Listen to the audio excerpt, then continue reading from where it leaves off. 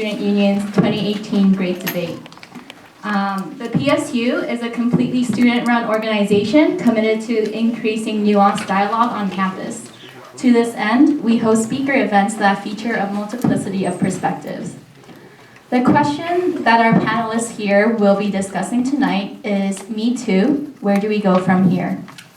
We understand that this is a very delicate and personal issue for many of our peers. So I want to share a message from our advocates for survivors of sexual assault. The Heart Center will be open throughout the duration of this event. And I believe that there are advocates present at this event. If you are an advocate and you feel comfortable with being approached throughout the event, could you please raise your hand right now? Okay, thank you. So our moderator tonight is Professor Julie Tannenbaum. Professor Tannenbaum is the chair of the Pomona College Ethics Department, and her research in ethical theory focuses on the role of emotions in moral action, the conditions for having and satisfying one's moral obligations, and the responsibility for the outcome of one's action. Now I'll turn it over to Professor Tannenbaum. Great job, Audrey.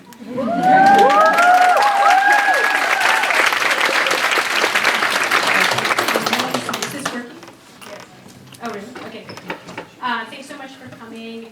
Just one more chance, if there's an empty seat next to you that you're not saving for someone, maybe raise your hand. There's a seat here. Okay, and if, I don't know if you feel comfortable back there, maybe, sometimes it's kind of fun to sit down here in the front. Not. Okay, whatever's comfortable for you. So I want to introduce really quickly our speakers. So to my right, I have Roxanne Gay, who's a writer, a professor at Purdue, and a commentator on the intersections of identity and culture. She's the author of an essay collection, Bad Feminist, and a memoir published in 2017 called Hunger. She recently wrote a New York Times op-ed piece titled, Dear Men, It's You Too, commenting on the role and responsibility of men both in the national movement, but just also as responsible members of the community. All the way to my left, I have Brett Sokolow, which is the founder and president and CEO of the NCHERM. Is there a way to say that? Okay. Yeah, it's not a council, acronym, which is a national risk management consulting and law firm. He serves as outside counsel to 65 colleges and universities, and is also an author and higher education attorney. He also serves as the executive director and association of Title IX administrators and the founder of School and College Organization for Prevention Educators. And to my left right here is Laura Kipnis, who's a feminist essayist, professor of media studies at Northwestern University, and American cultural critic, who focuses on sexual politics and gender issues and popular culture. Her 2017 book, Unwanted Advances, Sexual Paranoia Comes to Campus, discusses a controversial Title IX case at Northwestern. She argues in a variety of pieces that the burgeoning bureaucratic sexual harassment policies do not empower women, but in fact impede the fight for gender equality. So I'll just ask them in case they'd like to add a little bit to that. Anything on that? Okay. So what we have is a list of questions that we're going to ask them, and sometimes maybe everybody will weigh in on those questions, or maybe sometimes some people will. And then we want to try to leave enough time as possible for Q&A. So we'll start with the first question, which is, what would you say the Me Too movement is about? So part of this is just to make sure we're all on the same page, but there's also some kind of complicated issues that could arise when you think about whether the movement does have an aim, do you think? And if so, what do you think that its aims are? And in particular, why do you think it's taking off also right now? What led to that?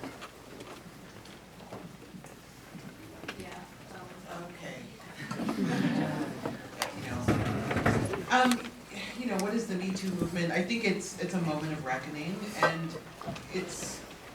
I think people have dealt with sexual harassment and sexual violence forever, and I think a lot of women and men have been dealing with it for the past 50 or 60 years in ways that have been really frustrating and in ways that have forced them to silence their truth.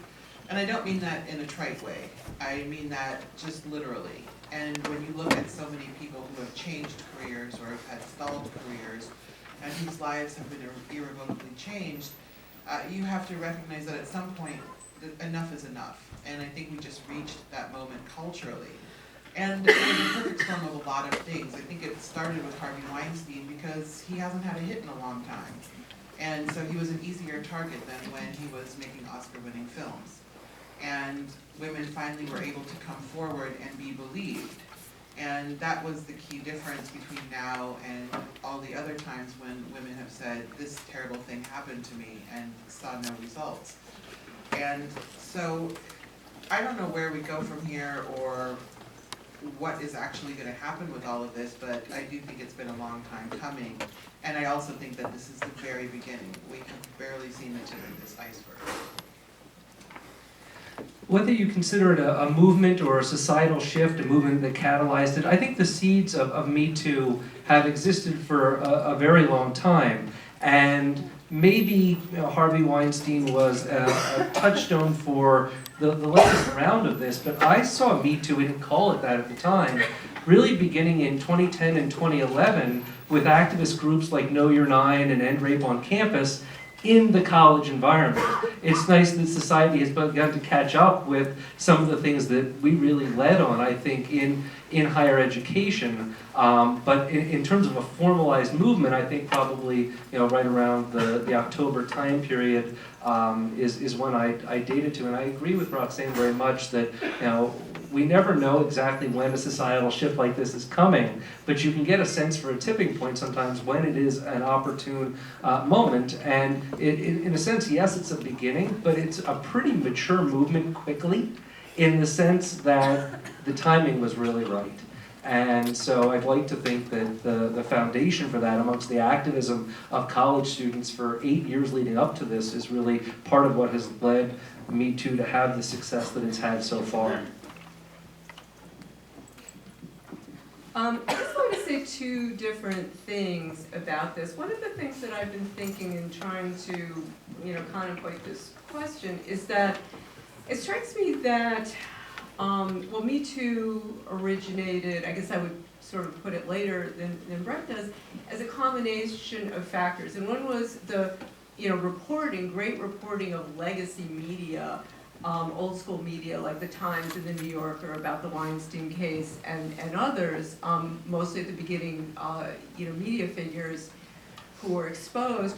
But more than that, I think also what's very interesting about this moment is a kind of grassroots movement that relied on expose as a tactic. And expose, because we have available to us now the internet and the various kinds of outlets that don't have gatekeepers standing in the way of what can be said and what can be put out in public.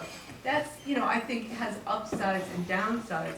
But one of the things I would say is that I think that Me Too has been a movement that has relied on a set of tactics, which is expose, without a strategy. And so there's a difference between tactics, which are immediate, and strategy, which is kind of like a long-term thing with goals.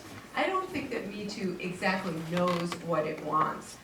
It wants to expose, malfeasance and bring people down. But part of the gap in between the tactics and the strategy is that also this movement has been sort of taken over by, say, HR departments, if you're talking about the work world, who are stepping in and intervening with their own purposes, oftentimes, like, say, protecting companies and corporations from, say, lawsuits. So that's part of where we're at the moment, that I think that this has been a set of tactics without a long-term strategy. So that's one thing that I want to say. And just, I would like to add something about, because, to talk about the relation between what's happened on campus and off campus. One of the ways that I come into this, Brett mentioned Title IX, is that I just preface some of the stuff I'm going to probably say later in this discussion. I myself was brought up on Title IX complaints on my campus at Northwestern for writing an essay. I went through a 72-day investigation for writing an essay, which I was ultimately found not guilty over. And then I was brought up on Title IX charges a second time for writing a book, the book about what I learned about Title IX. So I became on the receiving end after going public about having been a Title IX respondent or accusee, I became on the receiving end, or was on the receiving end of like this vast amount of information from other people who'd been accused of stuff, mostly related to sexual harassment and sexual misconduct. And that's also continued in the Me Too moment, where I hear from people who've been accused of things who have no recourse because they've been exposed publicly for something they may or may not have done, and there's no recourse. So what I'll probably be saying in the course of this conversation will reflect some of those experiences, and I might be taking a bit more of a contrarian side. You know, so I'm both like really excited about what's come out in Me Too, and have written a couple of big pieces, like enthusing about this moment and the bringing down of people who need to be brought down. But I also see the other side of it, which is that it's very easy to make accusations at this moment, and not all those accusations are, based in fact. No, right now. Can I ask you, or some of you, to comment a little bit about when you say, because there's not these gatekeepers, and so people can bring forward these stories, but then, when you consider the fact that maybe some people, I don't know how to describe that, related to Donald Trump, have been paying people in order that stories don't come forward. So it seems like there's still gatekeepers, and there's a question of why, kind of leads into the second question of, like, whose stories get to come out? And why, and under what conditions, whose stories are highlighted. So, there's which actresses' stories got out first and why, and what about not just actresses, but, there's a whole issue about restaurant workers and how there's people, farm workers, and so I would like to hear a little bit about who you think, whose stories get out and why do you think that is? Well, I mean, the first thing, I do want to respond to something Laura said, which is this idea that the Me Too movement doesn't have any strategies. I disagree. I think that people involved in the Me Too movement are crystal clear on what they want. And there's the Time's Up organization is doing some really excellent work and has very clear goals and strategies, and has raised a great deal of money in order to bring about some change, both legislatively and also to support women who do want to prosecute the people that have assaulted them or harassed them. And I think the overarching goal is simply to end sexual harassment and sexual violence. And that might seem pie in the sky, but it's also a really low bar.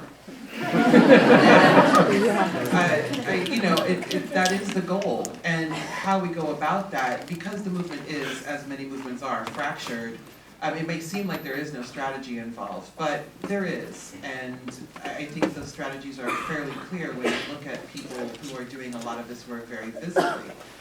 And that does connect to whose stories are being told. I think the stories that are being told are the ones that are interesting to the media.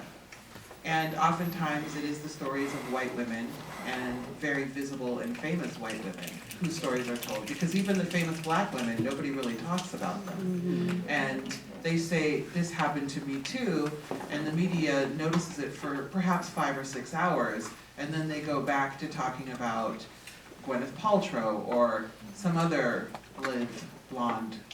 And there's nothing wrong with that. I love lithe blondes. We do have to look at that, and we have to look at the working class women whose stories are not being told and who do not have the same recourse. I think it's much easier for a wealthy woman to say Me Too and know that she can afford to lose her job. And there are people who cannot afford to lose their jobs. And that's one of the things that Time's Up is trying to address, is to provide resources, material resources, to women who may not be able to come forward without that kind of support. And hopefully we will do more than just look at who's the most media interesting, and think about the ways in which our legal system allows people to be gatekeepers and to use all of these non-disclosure agreements to keep people from telling their stories, because that is not ideal. And I think that's one of the more criminal aspects of everything that's going on, that something terrible happens and then you get paid off, but you can't ever talk about it, and you're supposed to be fine with whatever compensation you received. Yeah, I mean, I think that the trickle-down effect of what Time's Up is trying to achieve will hopefully be a leveler for those who are either economically marginalized or don't have the same voice as some of the prominent privileged individuals who are getting more of the attention right now. And for those of you who don't know a lot about the Time's Up Fund, they've raised $25 million so far, dedicated, of course, to legislative activities, but also to pairing women or men or those who are otherwise identified with attorneys who specialize in bringing sexual harassment claims. The fund is being administered by a neutral organization, the National Women's Law Center, and they have already paired 1,800 individuals with attorneys throughout the country to bring about greater and greater accountability for those who otherwise wouldn't have the economic recourse to do so. So I hope that that fund continues to grow. Obviously, those who are privileged are the ones who are putting their resources behind it, but the hope is to create much more of a trickle-down effect. And I'm reclaiming that trickle-down term politically, very intentionally. We'll make trickle-down work for the first time in history. And in that sense, I hope that they'll make good use of that, but also that men and others who perpetuate sexual inequality will get the message that someone's coming for them, right? And I think that has to be heard loud and clear, because if there is a strategy or a goal to Me Too, it seems to me that ultimately it's to right the power imbalance and to strive for something close to equality. And we can't do that when individuals are sexually marginalized by this abusive behavior over and over again in an environment where no one feels powerful enough to speak out about it.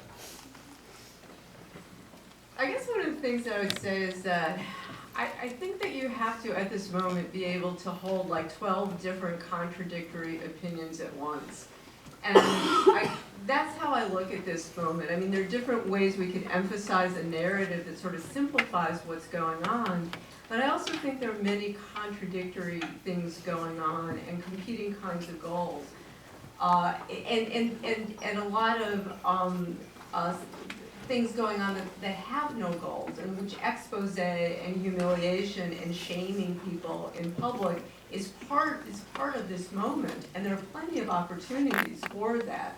I mean, I completely agree. You have on the one side, you know, non-disclosure agreements and people able to purchase the silence of people that they wish to silence, and on the other hand, you have people with access to such things as like the shitty men in media list and naming people anonymously. There's an awful lot of anonymous accusation going on that actually impacts people's careers or wrecks people's careers, because when you've been anonymously accused of something, you actually have no recourse. And I get contacted by those people. So all of these things are true, and for me, I think, you know, maybe there's something in me that is inclined to look at the messiness as opposed to the sort of kind of singular story. But for me to be honest about this moment means encompassing all of these different contradictory facts.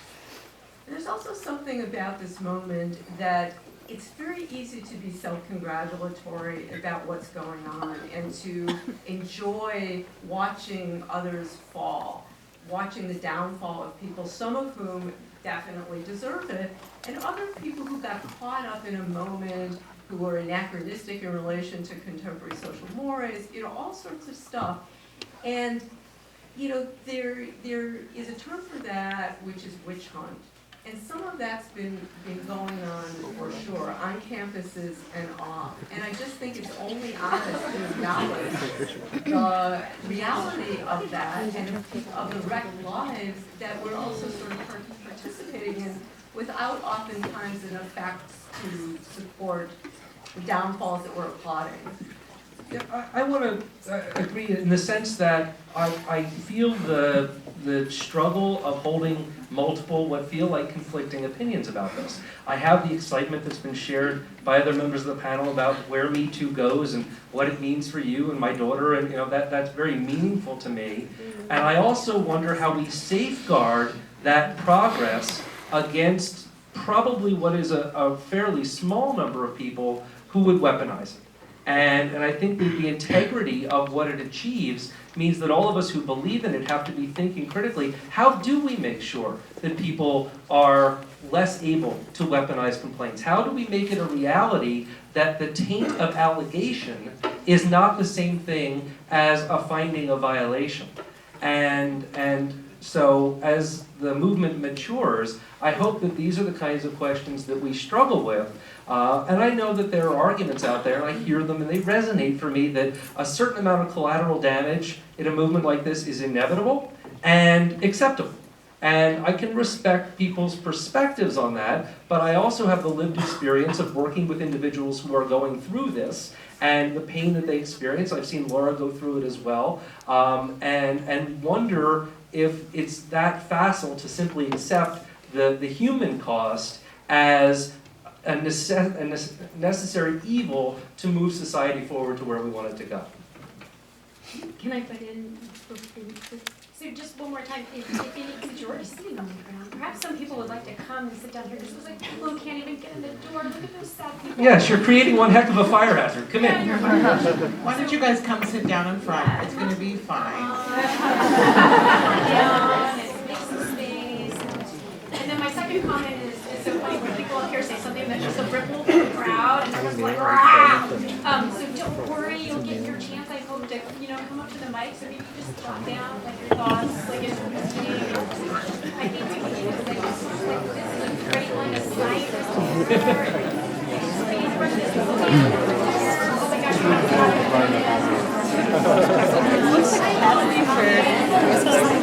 By the way, great job on turnout, Pomona. It's insane. That's great.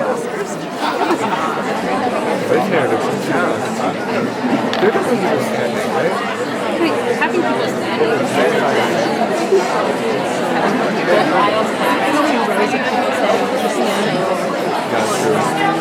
I think everyone was independent now. Sledging narratives was also very kind. PSU gets turnout sometimes. PSU gets turnout sometimes, and sometimes we fail. Oh, are you recording this right now? for PSU. For PSU. Oh, they know who I am. Coming on down and being willing to sit in the front, and now it looks like everybody actually got in, which I appreciate. And Roxanne wanted to follow up. I just think it's very interesting. I don't believe that anyone should be falsely accused. I also think that we spend a disproportionate amount of time worrying about people being falsely accused and not enough time worrying about the people who are telling the truth and whose lives are materially affected by sexual violence. It is terrible to be falsely accused, and I would not wish that on anyone. And when people weaponize this kind of thing, what they're doing is harming everybody. And it's not fair and it's not right, and we do need to talk about that and advocate for people who are victimized by this system. That said, this is a system that has historically done nothing for victims and has not really ever served them. And already I have read at least 5 articles in the past 2 weeks about various men who have been accused and proven to be sexual harassers working on their comebacks. So, like, how much do we need to cry for them? There's always redemption. Like, no, this country loves a good redemption arc. And, Mario Batali is planning his comeback, and good for him, whatever. Harvey Weinstein is plotting his comeback. Matt Lauer is plotting his comeback. These guys are actually going to be okay. And so I just think, okay, let's worry about false accusations, but let's take 98% of our energy and focus it on the people who are telling the truth and who have very little recourse and who have to oftentimes prove that they're telling the truth, which is fine, that's how the justice system works, but even when they prove it, are not believed. I think that's just more pressing. Can I just clarify something that I was saying? Because I agree with you. My concern isn't for like so much the individual accused men and they're plotting their comeback. My actual interest is in something more like first of all, the intellectual honesty that we approach this situation with, but also the unintended consequences, like, for example, what do we consider evidence? And if we keep lowering the standard of what's considered evidence so that an accusation is considered sufficient evidence to like wreck somebody's career, how does that affect us going forward? If we have no more due process, if we have no rules of evidence, if we're not entitled to defend ourselves against accusations because the accusation is considered sufficient, how is that going to affect our lives, our country, our mores, democracy, future people who are accused? And the other thing is, the question becomes, there are prominent people getting accused, and that's the public face of it. One of the things that I've become aware of is that the kinds of people getting accused behind the scenes, stuff you don't necessarily hear about, oftentimes are people who have, say, marginal sexualities, people whose sexuality makes other people uncomfortable, disabled people, queer people. These are a lot of the people getting caught, men of color, particularly on campus. These are the people getting caught up in these accusations. So it's not just Mario Vitale, it's people who actually are marginalized and further marginalized because somebody is made uncomfortable by, for example, their sexuality. So that's something I think we need to consider. I want to respectfully disagree with something Roxanne said about these men getting too easy a comeback. If higher ed is a harbinger of what has happened in the Me Too movement, which I think it is, then we're seeing the careers of a lot of male faculty members fatally destroyed with no chance for comeback. And I can only hope that if there is a comeback for people who behave this way, that somehow it's earned. Some things are inexcusable, but if there's mea culpa, if there's a way to make restitution, if there's a way to truly own it, get it, and change, then maybe, the redemption arc makes some sense. But just because the media writes a story that Louis C.K. is going to make a comeback, doesn't mean we're going to let him come back. And if higher ed is symbolic of the greater movement, I think we've been somewhat successful about that. Now in K-12, we pass the trash, right? And that's a well-known phenomenon. It has a term, right, where teachers are removed for sexual improprieties with students when they go work in a different state very easily. And there's conversation around changing that, but we have to be willing to change the structures that would allow for either getting away with it or too easy a comeback. Roxanne mentioned the non-disclosure agreements, and I think that's a great thing to recognize. The other thing I want to recognize is these mandatory arbitration agreements that silence those who are on the receiving end of sexual improprieties and are required by their employers. We did away with that in higher education, in part with the help of OCR under the prior administration, when they said we couldn't mediate sexual violence on college campuses. And now Congress is talking about removing the possibility of mandated arbitration for corporations. A lot of corporations are voluntarily saying now they're not going to do it any longer. Some still cling to it, like Facebook and others. And so part of the dialogue to me has to be about how organizations and institutions are silencing. And the last thing I wanted to add is that I hope as this movement matures that we don't focus on the Harvey Weinsteins as much as we focus on the Aziz Ansari's, right? That it's very easy to point to a monster and say, bad boy, you're done. And it's much harder to point to someone like Aziz Ansari and ask the tougher questions about why we give him a pass and why the behaviors that he's alleged to have engaged in are something we simply accept as regretted bad sex that every woman experiences. And when the dialogue starts to focus more, to me, on those at the margin kind of cases rather than the obvious predators, I think more progress will be made.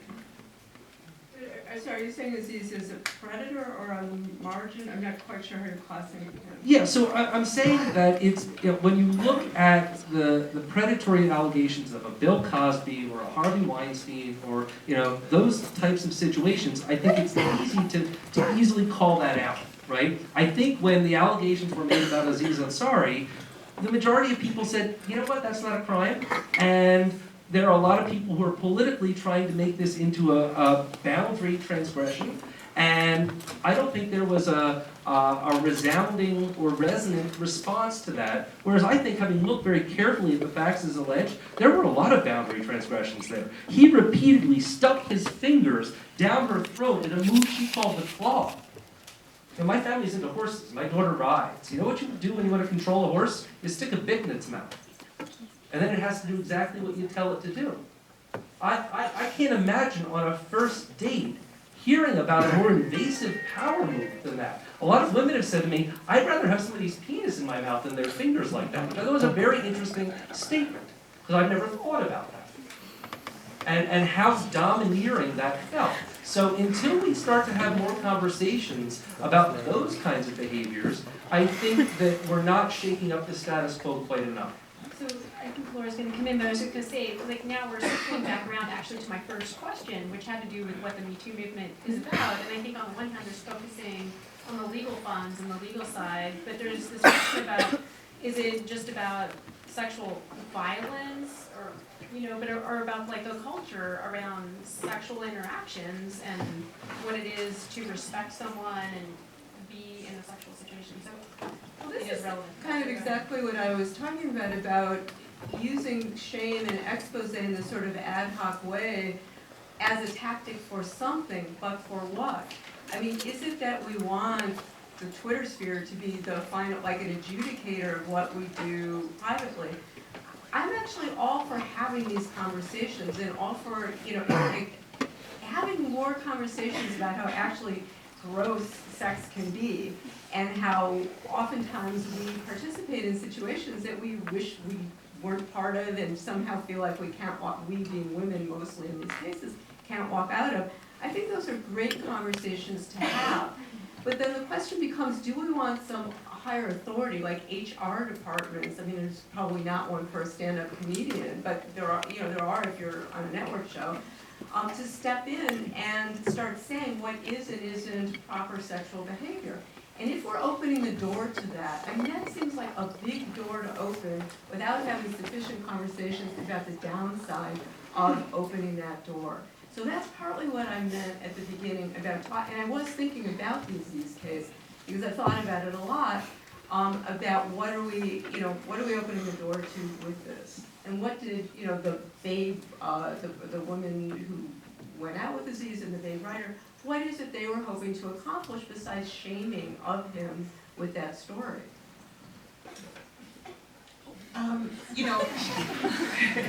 I just think that we need to trust women more, and to trust women to know the difference between, in general, I trust women to know the difference between regrettable bad sex and sexual violence. And I think the Aziz Ansari case, Brett, I have to disagree with you. I think that was just a hot mess. That article should have never been written, it should have never been published. That was a man being bad at sex. And we do. And he also was bad at boundaries. But no one in their right mind would conflate that with rape. But I didn't say we should. No, I know you didn't. I just think that we do see Aziz Ansari very clearly. And we see, and I think that people are not actually really on the fence. I think that most people look at what he did based on that article that was poorly written and not sourced. Northwestern graduate, by the way. Oh, good job. It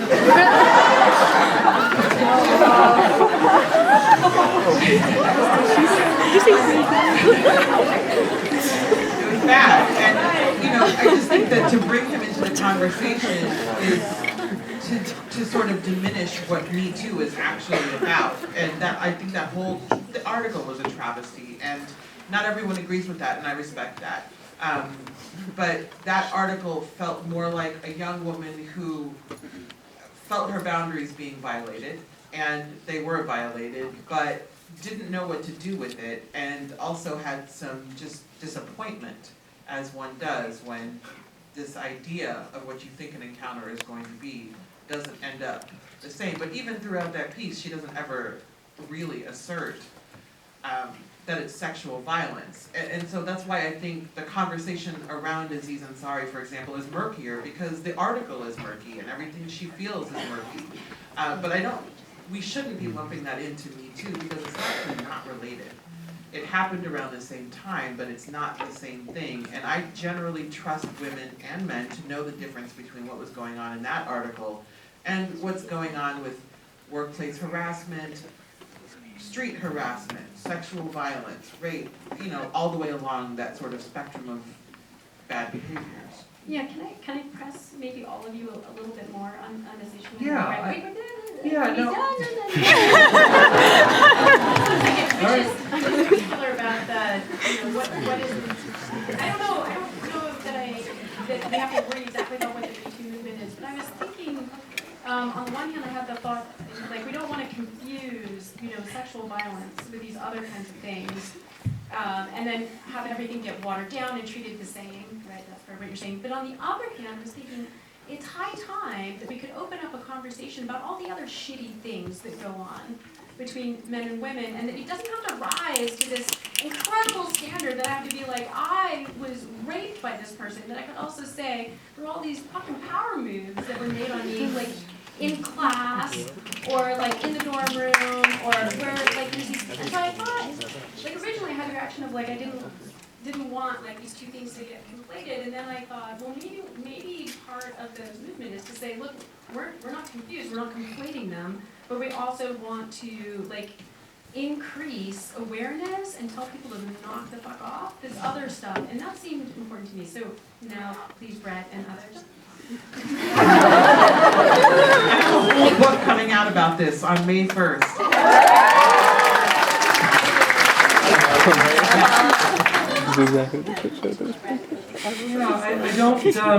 I don't really see it that way. And I want to speak just for a moment as to why. If you look at the, and just to use it as a touchstone, he pressured her for sex, she agreed to perform oral sex on him, and then she stopped. And she indicated she didn't want to continue. And he continued to pressure, coerce, put his fingers down her throat. At one point, he rubbed his penis up against her buttocks.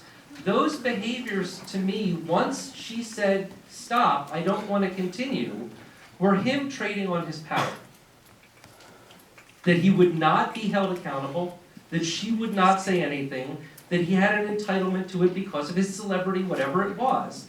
And to me, the connective thread is whenever men, women, or individuals who identify not by the binary trade on power,